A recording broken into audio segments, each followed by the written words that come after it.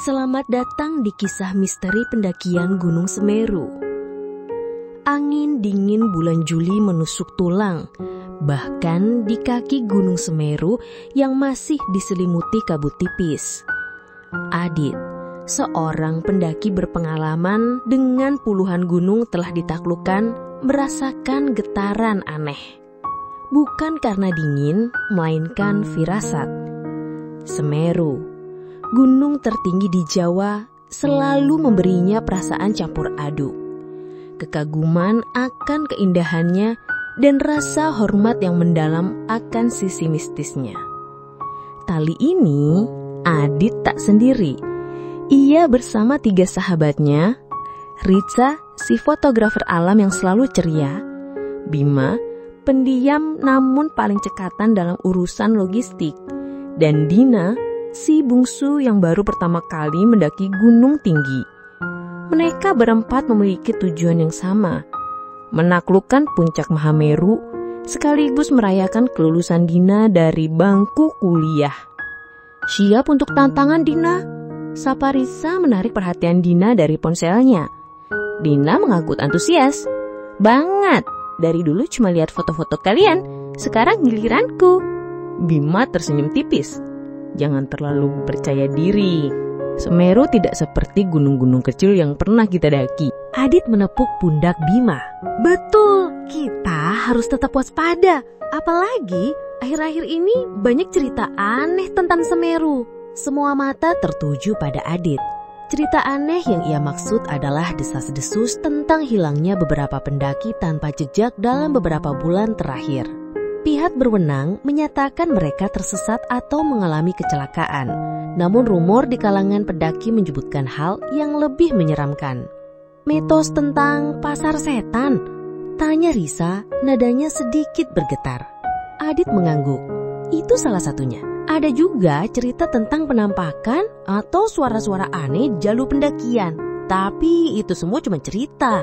Yang penting kita tetap bersama dan mengikuti prosedur." Mereka mengawali pendakian dari Ranupani, gerbang utama menuju Semeru. Udara segar pegunungan dan pemandangan hutan pinus yang rimbun menyambut mereka. Semangat menggebu, tawarnya dan candaan mengisi langkah mereka. Dina terkagum-kagum melihat keindahan Ranukumbolo, dan Risa tak henti-hentinya memotret setiap sudut. Malam pertama mereka habiskan di Ranukumbolo. Langit bertabur bintang, memantul indah di permukaan danau. Di balik api unggun yang hangat, Adit kembali mengingatkan tentang pentingnya menjaga etika dan tata krama di gunung. Jangan pernah meremehkan gunung, apalagi Semeru. Jaga ucapan, jangan buang sampah sembarangan, dan hargai setiap yang ada di sini, pesan Adit nadanya serius. Dina mengangguk. "Siap, Bang Adit." Namun, di tengah malam, Dina terbangun. Ia merasa ada yang memperhatikannya. Ketika membuka mata, ia melihat sesosok bayangan hitam samar di antara pepohonan di seberang tenda. Jantungnya berdebar kencang. Ia mencoba meyakinkan diri bahwa itu hanya halusinasi akibat kelelahan. Tapi bayangan itu tidak hilang, bahkan terasa semakin dekat. Dina memejamkan mata erat-erat, berdoa agar apapun itu segera pergi. Pagi harinya, Dina tak menceritakan apa yang dilihatnya. Ia takut dicap penakut oleh teman-temannya. Mereka melanjutkan perjalanan menuju Kalimati. Jalur pendakian mulai menanjak dan vegetasi semakin rapat. Sesekali mereka berpapasan dengan rombongan pendaki lain, bertukar sapa dan senyum ramah. Namun di tengah perjalanan, sesuatu yang aneh mulai terjadi. Bima yang biasanya paling tenang dan fokus, tiba-tiba berhenti dan menunjuk ke arah semak belukar. "Kalian dengar itu?" tanyanya. Suaranya pelan. Adit, Malrisa, dan Dina berhenti, mencoba mendengarkan. Hanya suara deru angin dan gesekan daun yang terdengar. "Dengar apa, Bim?" tanya Risa. "Suara gamelan, tapi jauh sekali," jawab Bima. Matanya menyapu ke seliling. Adit mengarutkan kening. "Gamelan? Nggak mungkin, kita sudah jauh dari perkampungan." Mereka mencoba melanjutkan perjalanan, namun Bima terlihat gelisah. Ia beberapa kali menoleh ke belakang, seolah mencari sumber suara yang hanya ia dengar. "Mungkin cuma halusinasi, Bim," ujar Adit mencoba menenangkan. Di Kalimati, mereka mendirikan tenda untuk beristirahat sebelum summit attack dini hari nanti. Suasana di pos pendakian itu cukup ramai, namun malam itu terasa berbeda. Udara menjadi lebih dingin dan kabut turun lebih cepat. Risa sedang menyiapkan makan malam ketika Dina mengampirinya. "Kak Risa, perasaanku gak enak deh." "Kenapa, Din?" Aku merasa ada yang ngikutin kita dari tadi. Dan pas di Randu Kumbolo semalam, aku lihat bayangan di luar tenda." Risa terdiam sejenak. Ia mencoba tersenyum, meski ada sedikit kecemasan di matanya. "Mungkin kamu cuma kelelahan, Din. Banyak pendaki baru yang suka parno di gunung." Tapi Dina tahu perasaannya bukan sekadar parno. Dina mengangguk. "Siap Bang Adit." Namun di tengah malam Dina terbangun. Ia merasa ada yang memperhatikannya. Ketika membuka mata, ia melihat sesosok bayangan hitam samar di antara pepohonan di seberang tenda. Jantungnya berdebar kencang. Ia mencoba meyakinkan diri bahwa itu hanya halusinasi akibat kelelahan. Tapi bayangan itu tidak hilang, bahkan terasa semakin dekat. Dina memejamkan mata erat-erat, berdoa agar apapun itu segera pergi.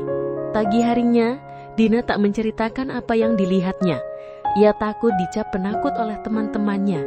Mereka melanjutkan perjalanan menuju Kalimati. Jalur pendakian mulai menanjak dan vegetasi semakin rapat.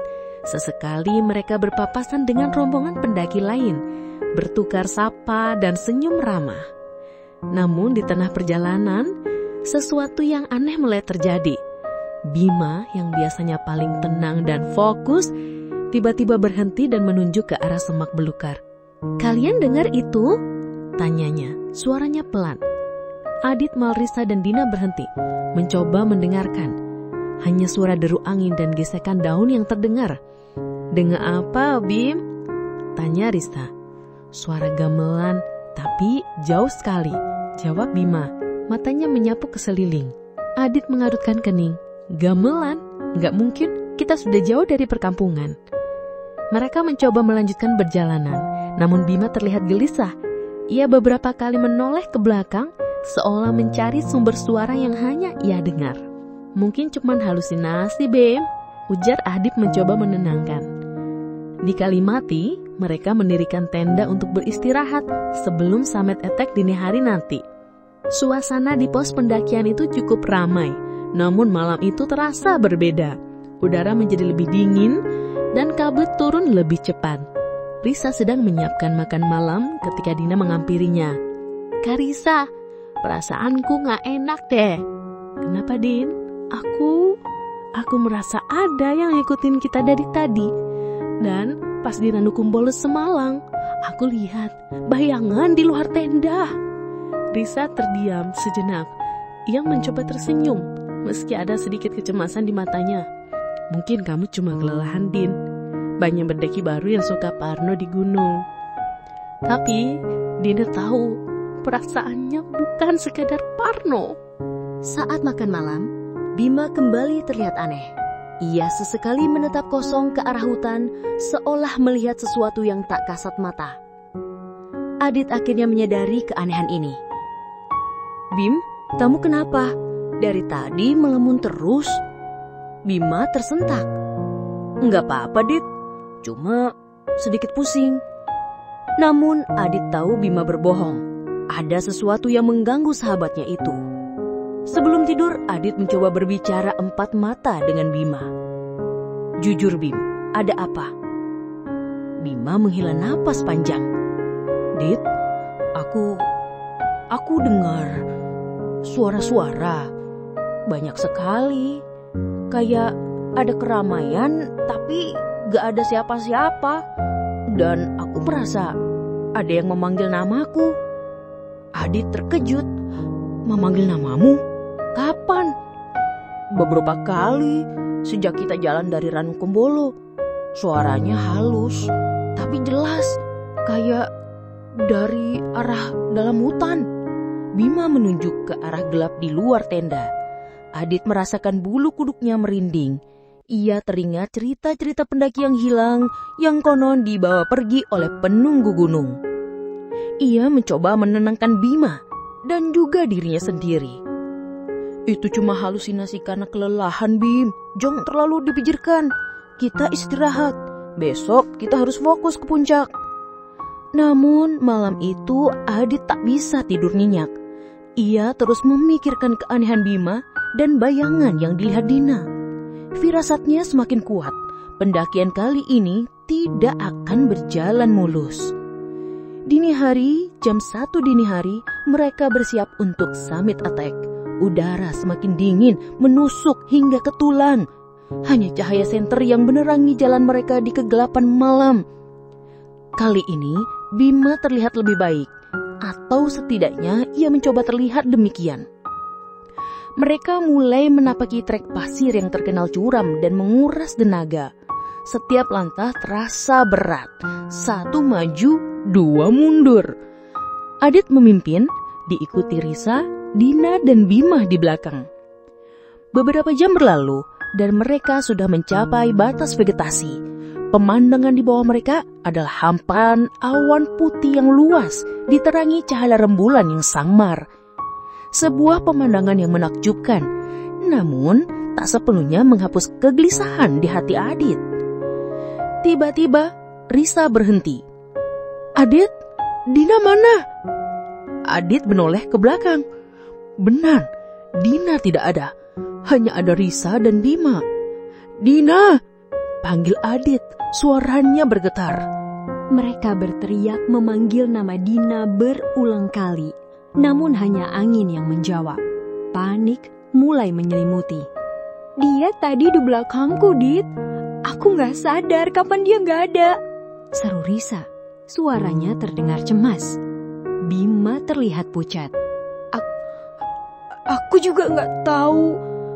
Dia tadi masih di belakangku. Adit mencoba berpikir jernih. Tidak mungkin Dina menghilang begitu saja di tengah trek yang cukup terang oleh rembulan dan senter mereka. Kita balik ke bawah sedikit. Mungkin dia cuma ketinggalan. Putus Adit. Mereka bergegas turun beberapa puluh meter. Terus memanggil nama Dina. Namun tak ada tanda-tanda keberadaannya. Trek pasir itu yang tadinya mereka anggap lurus, kini terasa membingungkan. Seperti ada bagian yang tiba-tiba bergeser. Tidak mungkin, gumam Adit, menyadari sesuatu yang janggal. Jejak kaki mereka di pasir seharusnya terlihat jelas. Tapi jejak Dina seolah lenyap gitu saja. Bima tiba-tiba menunduk, memegangi kepalanya. Suara itu, mereka memanggil Dina ke arah sana. Ia menunjuk ke arah jurang di sisi kiri jalur. Jangan ngajo, Bim! Bentak Risa. Ketakutan mulai menguasai dirinya. Adit menatap Bima dengan cemas. Sahabatnya itu terlihat seperti orang kerasukan. Matanya cekung dan keringat dingin membasahi wajahnya. Bim, sadar! Kita harus cari Dina. Tapi mereka bilang Dina ada di sana. Bima terus bergumam, seperti kesurupan. Adit memegang bahu Bima, mencoba mengguncangkan kesadarannya. Namun Bima justru merontak dan berlari ke arah jurang yang ditunjuknya. Bima! Teriak Adit dan Risa bersamaan. Adit segera mengejar, namun Bima bergerak sangat cepat. Beberapa langkah lagi, Bima sudah di tepi jurang. Adit mencoba meraihnya, namun sudah terlambat. Bima melompat, atau lebih tepatnya, tubuhnya seperti ditarik ke dalam kegelapan jurang. Tidak! Teriak Adit, suaranya pecah. Risa jatuh duduk, menangis histeris. Dalam sekejap, 2 sahabat mereka hilang di tengah kegelapan Semeru. Adit menatap kosong ke arah jurang. Otaknya tak mampu memproses apa yang baru saja terjadi. Apakah ini semua kebetulan? Atau memang ada sesuatu yang tak kasat mata di gunung ini yang sedang mempermainkan mereka? Rasa takut yang sesungguhnya baru saja mencengkram Adit. Adit dan Risa memutuskan untuk turun kembali ke Kalimati. Panik dan ketakutan membuat mereka tak bisa berpikir jernih untuk melanjutkan pendakian. Mereka harus mencari bantuan. Di Kalimati, mereka melaporkan hilangnya Dina dan Bima kepada tim SAR dan pendaki lain yang ada di sana. Berita itu dengan cepat menyebar dan menimbulkan kepanikan massal. Tim SAR segera membentuk tim pencarian, namun Adit dan Risa merasa ada sesuatu yang lebih dari sekedar kehilangan biasa. Adit menceritakan keanehan Bima tentang suara-suara yang didengarnya dan bagaimana ia seolah-olah ditarik ke dalam jurang. Para pendaki senior yang mendengar cerita itu saling pandang, raut wajah mereka menunjukkan ketakutan.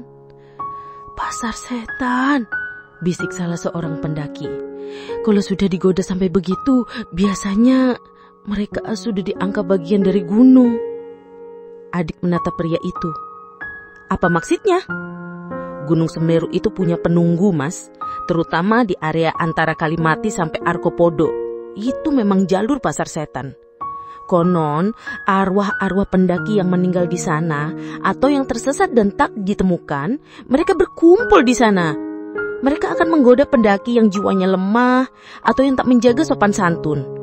Karena mereka bisa menjelma jadi teman kita sendiri atau memanggil nama kita, menyesatkan kita." Penjelasan itu semakin membuat Adit merinding. Ia teringat bagaimana Bima yang selalu tenang bisa berubah jadi begitu aneh. Dan Dina yang melihat bayangan di Rena Kumbolo. Tim SAR memulai pencarian intensif. Namun setelah 2 hari, tak ada jejak Dina maupun Bima yang ditemukan.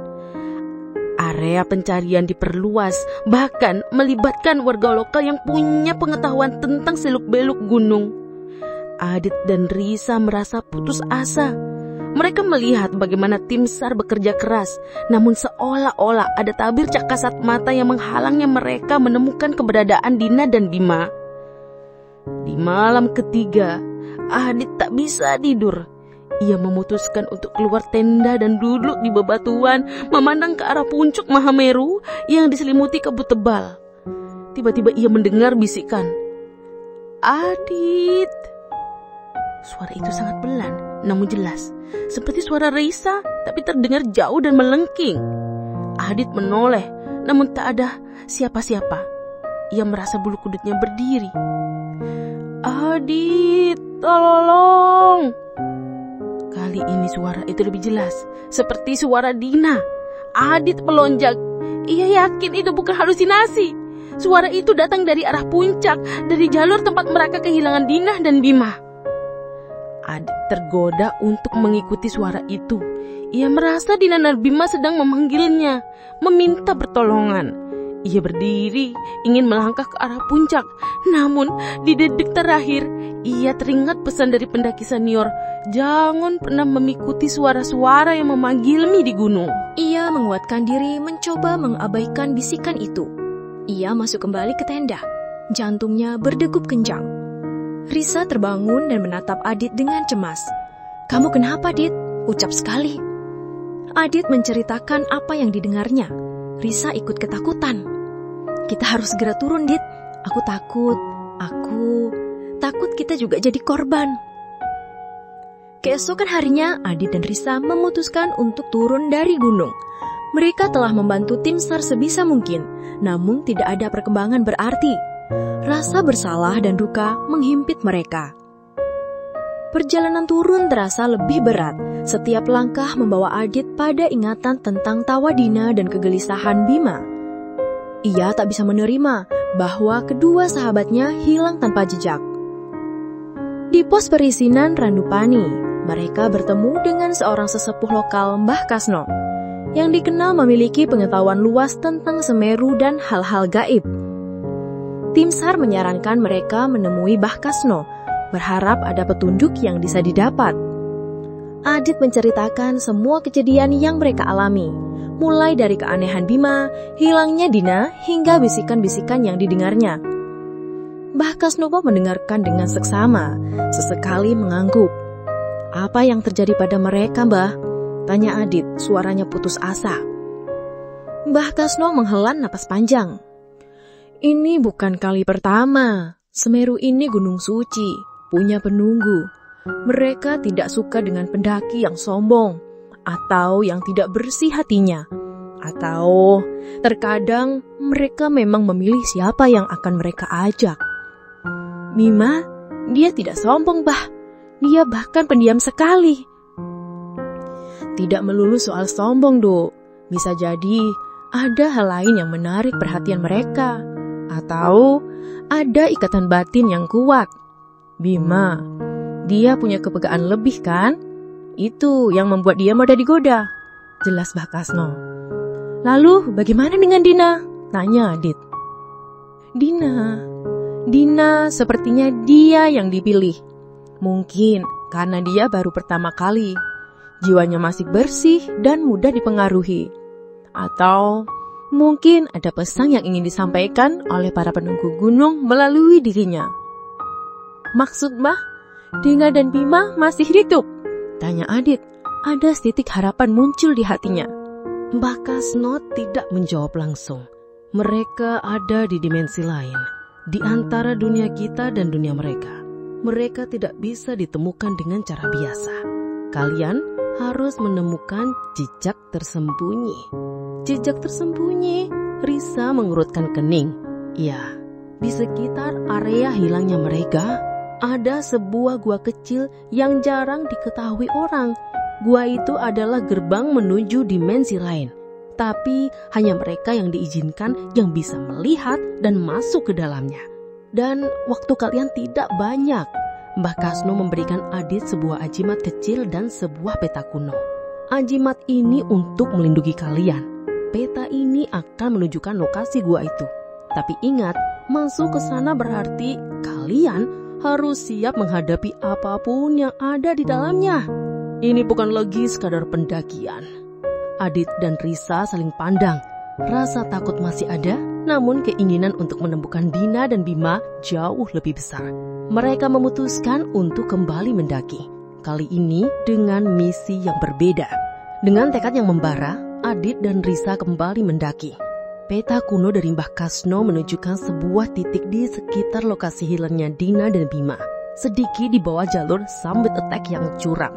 Ketika mereka sampai di area tersebut, Adit merasakan energi yang berbeda. Udara terasa lebih dingin dan kabut semakin pekat, seolah ada dinding tak kasat mata yang membatasi area itu dari dunia luar.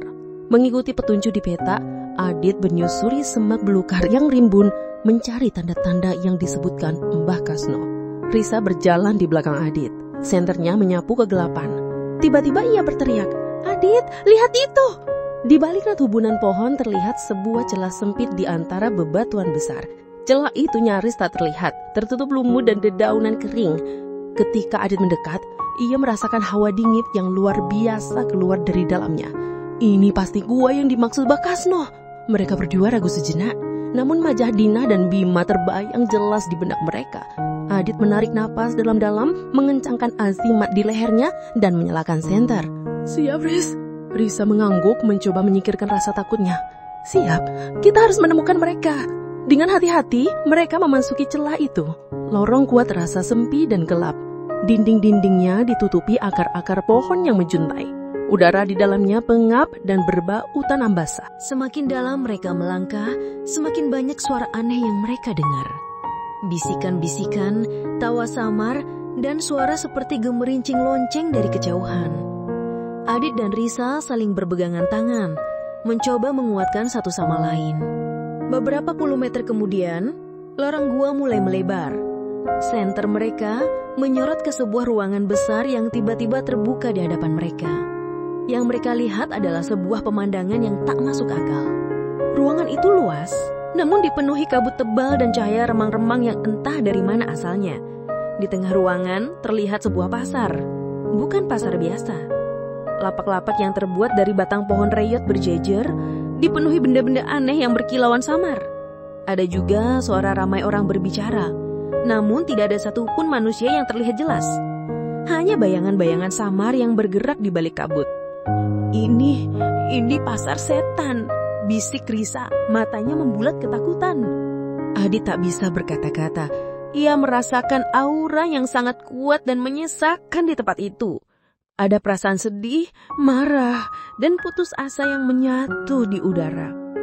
Ini adalah tempat di mana batas antara hidup dan mati, antara dunia nyata dan gaib, menjadi kabur.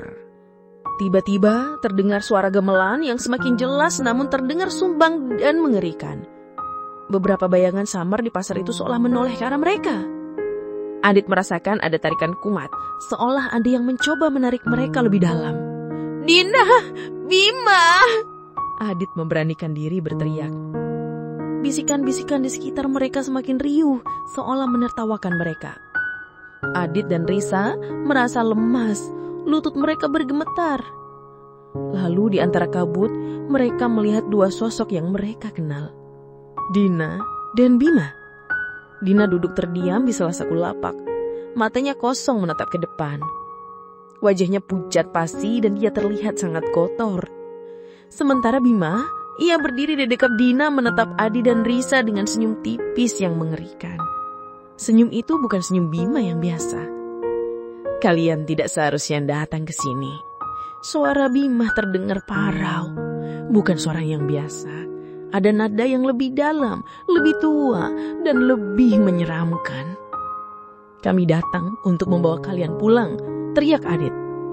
Bima tertawa pelan. Tawa itu menggema di dalam gua, membuat bulu kuduk Adit dan Risa merinding. "Pulang. Ini adalah rumah kami sekarang. Kami bagian dari mereka." Bima menunjuk ke arah bayangan-bayangan samar di sekeliling. Tiba-tiba bayangan-bayangan itu mulai mendekat. Jumlah mereka bertambah banyak dan mereka mulai mengeluarkan suara-suara aneh. Seperti rintihan, tangisan, dan tawa cekikikan. Udara menjadi semakin dingin dan bau busuk mulai tercium. Adit tahu mereka tidak punya banyak waktu. Ia harus membawa Dina dan Bima kembali apapun caranya.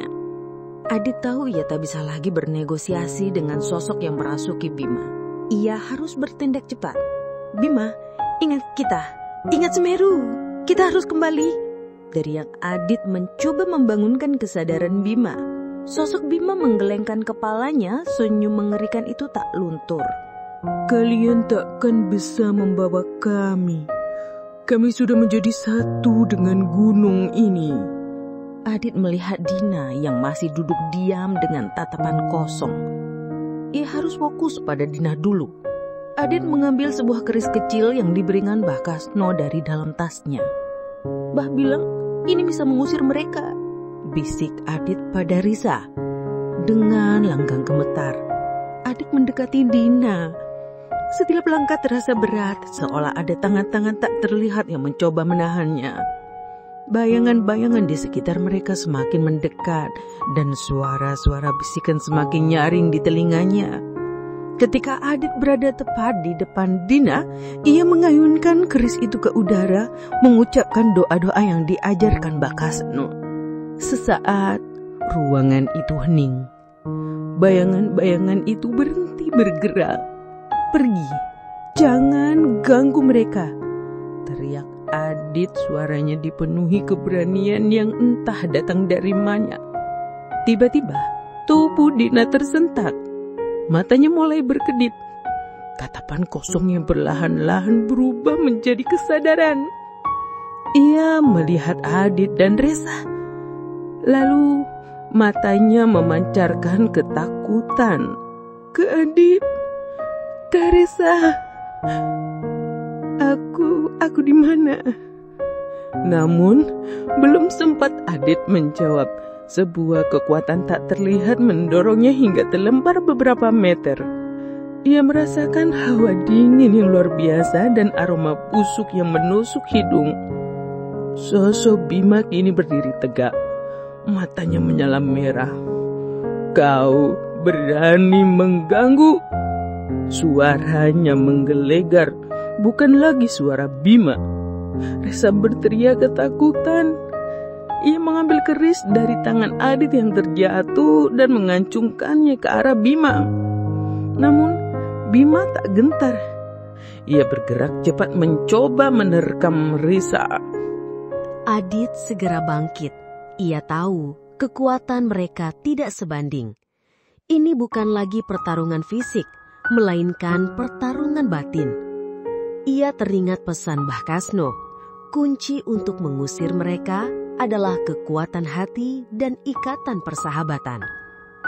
Bima, ingat Ranu Kumbolo, ingat janji kita untuk menaklukkan Mahameru bersama, teriak Adit. Kau bukan mereka, kau sahabat kami.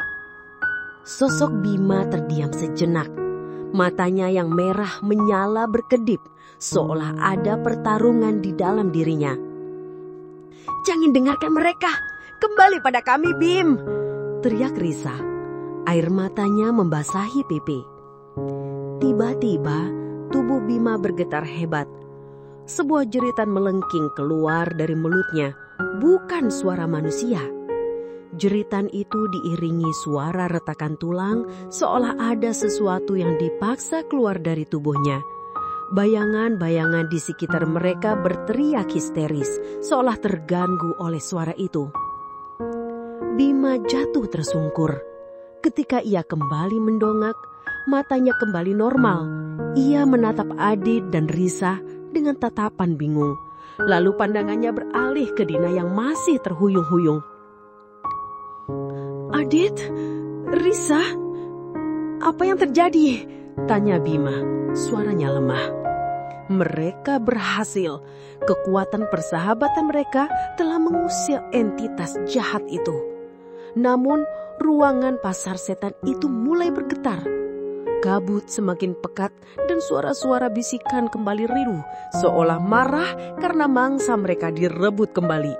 Adi tahu mereka harus segera pergi. Kita harus keluar sekarang, teriak Adit. Ia dan Risa membantu Dina dan Mima yang masih lemas. Dengan terhuyung-huyung, mereka berjalan kembali menyusuri lorong gua yang terasa tak berujung. Setiap langkah terasa ada tarikan yang mencoba menahan mereka, namun mereka terus melawan. Perjalanan keluar dari gua terasa seperti mimpi buruk.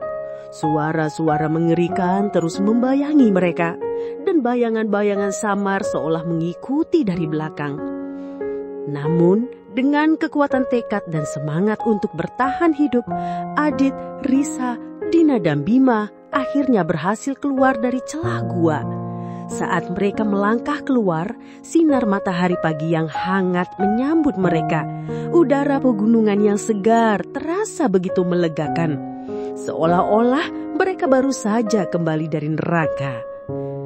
Dina dan Bima masih terlihat syok dan bingung. Mereka tidak mengingat semua yang terjadi di dalam gua. Yang mereka tahu hanyalah mereka tiba-tiba terbangun dan sudah berada di dalam gua bersama sosok-sosok mengerikan. Adit dan Risa memutuskan untuk tidak menceritakan semua detail tentang pasar setan dan entitas yang merasuki Bima. Mereka hanya mengatakan bahwa Dina dan Bima tersesat dan ditemukan di dalam gua tersembunyi. Mereka tahu pengalaman itu akan terlalu berat untuk dicerna oleh kedua sahabatnya. Dengan bantuan tim SAR yang kemudian menemukan mereka, Adit, Risa, Dina, dan Bima akhirnya berhasil turun gunung. Berita tentang penemuan mereka menyebar luas, menciptakan kelegaan di kalangan pendaki dan keluarga. Namun, pengalaman di Semeru telah mengubah mereka selamanya. Dina, yang tadinya ceria, kini menjadi lebih pendiam. Ia seringkali melamun, dan terkadang terlihat menatap kosong ke kejauhan, seolah masih melihat sesuatu yang tak kasat mata. Bima, meskipun sudah pulih secara fisik, seringkali terbangun di malam hari dengan keringat dingin, mengaku mendengar bisikan-bisikan aneh. Ia menjadi lebih religius dan sesekali terlihat berbicara sendiri, seolah sedang berkomunikasi dengan entitas tak terlihat. Ade dan Risa, meskipun berusaha tegar, tak bisa melupakan kengerian yang mereka alami. Mereka seringkali berbagi cerita, mencoba memahami apa yang sebenarnya terjadi. Mereka tahu ada dunia lain yang beriringan dengan dunia manusia, dan Semeru adalah salah satu gerbangnya. Setelah kejadian itu, mereka tidak pernah lagi mendaki Semeru. Puncak Mahameru yang tadinya adalah impian, kini menyimpan kenangan pahit dan misteri yang tak terpecahkan. Setiap kali mereka melihat fotonya, bayangan pasar setan dan sosok Bima yang kerasukan selalu muncul di benak mereka. Bertahun-tahun berlalu, Dina dan Bima menjalani hidup normal. Meskipun jejak pengalaman mengerikan itu tak pernah hilang sepenuhnya dari diri mereka. Mereka kadang berinteraksi dengan Mbah Kasno yang memberi mereka nasihat dan doa untuk menguatkan batin. Adit dan Risa melanjutkan pendakian mereka ke gunung-gunung lain. Namun mereka selalu lebih berhati-hati. Mereka tak lagi meremehkan cerita-cerita mistis dan selalu menghormati setiap gunung yang mereka pijak. Suatu hari Adit menerima sebuah paket kecil dari Mbah Kasno. Di dalamnya ada sebuah buku bersampul kuno bertuliskan kisah-kisah penunggu Mahameru. Di halaman terakhir, Mbah Kasno menuliskan sebuah pesan. Kalian telah melihat sisi lain dari Semeru. Sebuah sisi yang hanya sedikit orang yang diizinkan untuk melihatnya. Ingatlah, gunung adalah tempat suci. Hormati mereka. Dan mereka akan menghormati kalian. Namun, jika ada yang melanggar batas, maka mereka akan menunjukkan kuasanya. Misteri Semeru akan selalu ada dan akan terus memanggil mereka yang dipilih. Adit menutup buku itu, menatap foto Mahameru yang terpampang di dinding kamarnya. Puncak itu tetap megah, diselimuti awan putih. Namun bagi Adit, puncak itu menyimpan lebih dari sekedar keindahan. Ia menyimpan kisah misteri tentang persahabatan yang diuji dan tentang batas tipis antara dunia nyata dan alam gaib. Misteri pendakian Gunung Semeru akan selalu menjadi bagian tak terpisahkan dari hidup mereka. Sebuah jejak yang tak terhapus. Dan kisah pun berakhir.